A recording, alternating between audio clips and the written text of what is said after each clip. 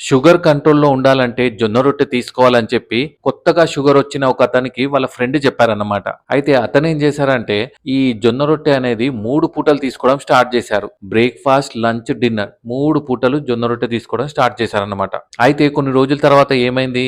Sugar అయితే మంచిగానే కంట్రోల్‌కి వచ్చింది. వాళ్ళ ఫ్రెండ్ చెప్పింది కూడా కరెక్టే. బట్ ఈ షుగర్ ఏదైతే మెయిన్ ప్రాబ్లమ్ ఉంది గదా! ఇది సైడ్ లైన్‌కి అయిపోయి ఇంకో కొత్త ప్రాబ్లమ్ స్టార్ట్ అయింది. అదేంటంటే సివియర్ గ్యాస్ట్రిక్ ఇష్యూస్ అనేది స్టార్ట్ అయ్యాయి. ఏంటంటే పేషెంట్‌కి కంటిన్యూయస్‌గా కడుపులో నొప్పి రావడం, లేకపోతే వామిటింగ్ సెన్సేషన్ ఇలా ఉండడం, ఈ ఇండైజెషన్ ప్రాబ్లమ్, గ్యాస్ ట్రబుల్ ఇలా చాలా గ్యాస్ట్రిక్ ఇష్యూస్ అనేది స్టార్ట్ అయ్యాయన్నమాట. అయితే లాస్ట్‌కి పేషెంట్ ఏం చేశారు? ఈ గ్యాస్ట్రోఎంట్రాలజిస్ట్‌ని కలవడం వల్ల ఆ డాక్టర్ ఏమని చెప్పారంటే, ఈ జొన్న రొట్టె అనేది ఆపేయాలి అని చెప్పారన్నమాట.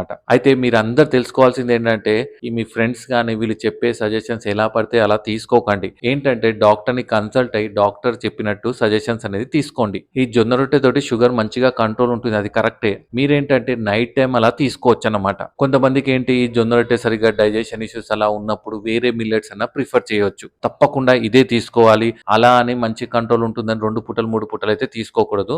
నైట్ టైమ్ అలా ప్రిఫర్ చేయండి. అండ్ ఒకవేళ మీకు పడకపోతే ఈ వేరే మిల్లెట్స్ అనేది ట్రై చేయండి. అర్థమైంది గదా! మరి మీకు ఇలాంటి డౌట్స్ ఏమన్నా ఉంటే కింద కామెంట్ చేయండి.